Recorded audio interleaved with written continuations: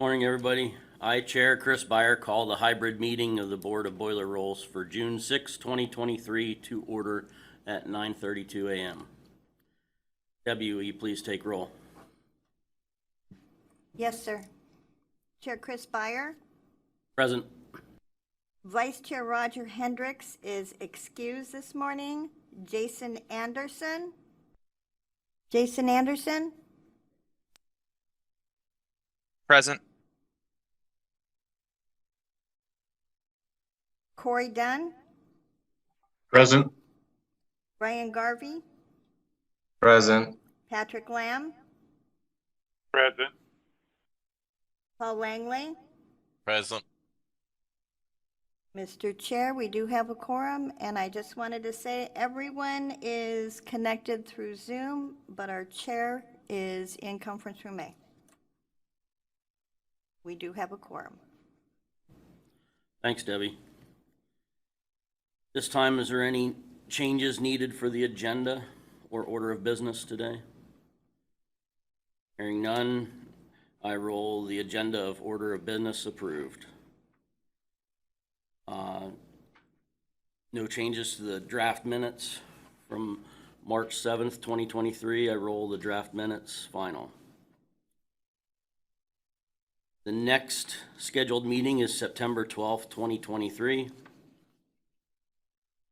Hopefully the board members will find it here in person.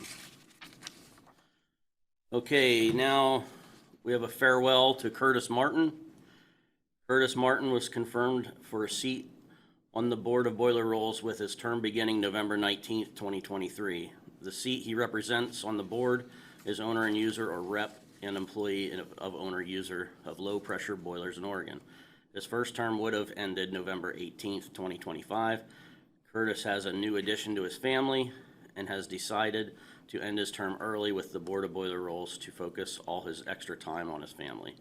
We're sorry to see you leave the board, Curtis. Thank you for your time. Thank you. Okay, next up, Ian, will you address the public comment? Thank you, Mr. Chair. Ian Paik, analyst with the division. We did not receive any requests for general public comment. However, I would like to take a moment just in case there's anyone in the room or online that would like to provide the board with general public comment. Hearing none, that concludes general public comment. Thank you, Ian. Okay, next up, Mr. Clark, would you, where are we at? Sorry. Boiler program update, sorry. Yes, thank you, Mr. Chair. Tom Clark, Chief Boiler Inspector here with BCD. Not a whole lot to talk about. Luckily, it's been a quiet couple of months. So I'll start with overdue inspections. Last numbers we reported to you were the numbers for February, where we were concerned about the high number of state overdues, but we discussed kind of why we felt those were at such a high number and expected that trend to hold steady for some time. And that has proven to be the case. For March, we increased from 31% up to 32%. April, we dropped back down to 29%, and then we just ran May's numbers and we were back up to 33%. Again, these numbers are due to not only the way our system schedules inspections and is on a cycle where once every 12 years, all the inspections are due at once. It's not just that, but we've also had multiple vacancies. We still have an open position here in Salem that we are recruiting for, and we have an inspector who is still in training and doesn't yet have a commission. So all those factors have kind of culminated in these higher overdue numbers, and we hope within the next year to get them back down. Other things to address, we already touched on the open vacancy. I believe we'll be doing interviews sometime in the next few weeks, so hopefully we'll have an inspector within the next month or two. And then the last thing I want to touch on is the National Board Inspection Code and ASME Code of Construction. They will be updated here for 2023. I know the MBIC is scheduled for release in July.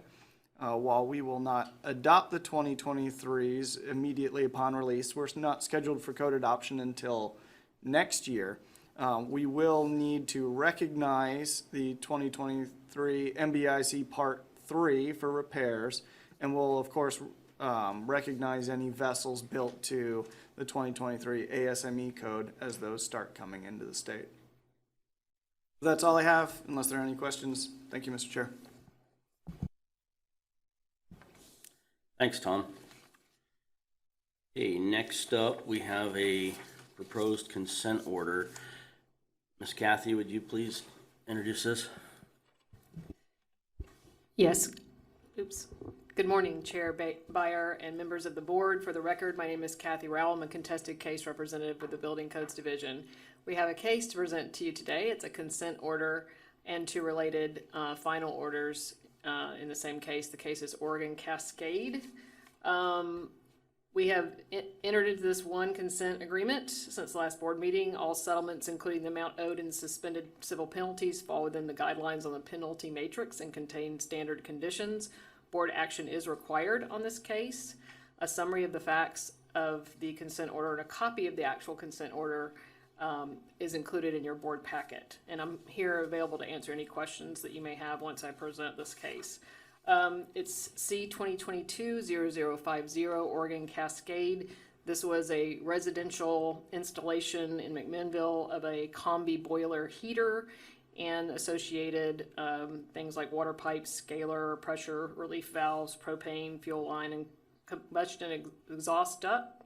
The violations in the notice were allowing unlicensed work because the two employees of Oregon Cascade did not have their agent or employee license issued by the department. The company also did not get an installation permit, and there was a failure to meet minimum safety standards with the installation of the combi boiler. This happened between February to April 2022. The assessed amount of civil penalty was $7,000. We have imposed $4,000 and suspended $3,000. Are there any questions about that order?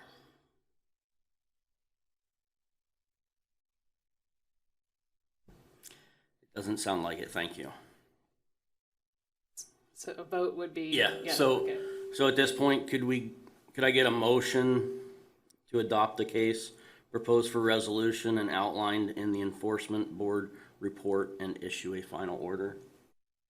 Okay, I'll change that. I'll make the motion to adopt the one case proposed for resolution, outlined and enforced, enforcement board report, issue a final order. I'll second that. Thank you. This will require a roll call vote. Yes. Debbie, will you please? Yes, thank you. Jason Anderson, Here, present, yes. thank you, Jason. Corey Dunn, Here, present, yes. Ryan Garvey. Yes. We're voting on the motion to accept the final order in the enforcement case, as a reminder. Pat Lamb, Yes. Paul Langley, Yes. Curtis Martin, Yes. and Chair Chris Baier. Yes. Mr. Chair, the motion passes unanimously. Thank you, Debbie. Okay, and since you're still there, Kathy, would you go ahead and... Yes, thank you very much, Chair Baier and the board, for adopting that order. These two final orders are no contest related to Oregon Cascade. These are the two employees that did the actual installation work. So there's C 2022-0054 Brody Anderson and C 2022-0055 Tyler Faust. These are the employees that installed the combi boiler and the associated water pipes, pressure relief valves, propane fuel line, etc. They did the installations without having the agent or employee license. And again, those are no contest in our final order. No vote is required on this. We're just reporting that these went through as final orders. So if there are no questions from the board, that's all I have to report today. I have a question. So do we, this is the first I've seen this since I've been on the board, But do we get a lot of these unlicensed individuals that come across you guys? I have been with the division for over a year, and this is the first boiler case that I have had. Okay. I know that we have a couple others that will probably be coming before you, maybe by the next board meeting, hopefully, or after that, but we don't get a lot of boiler cases. This is the first residential boiler case that I know of. Okay. That I've Oh, had. yeah, I didn't necessarily mean strictly residential. I meant unlicensed individuals across the whole gamut. I have not seen any other cases myself, so I don't believe so. Thank you. You're welcome. If I may, Mr. Chair. Sure. So I wanted to touch on that a little bit. We don't know what we don't know.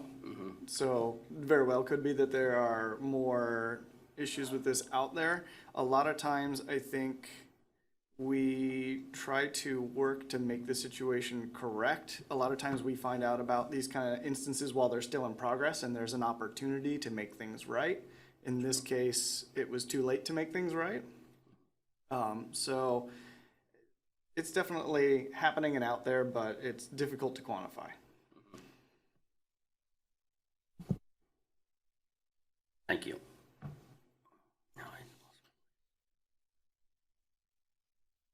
Okay.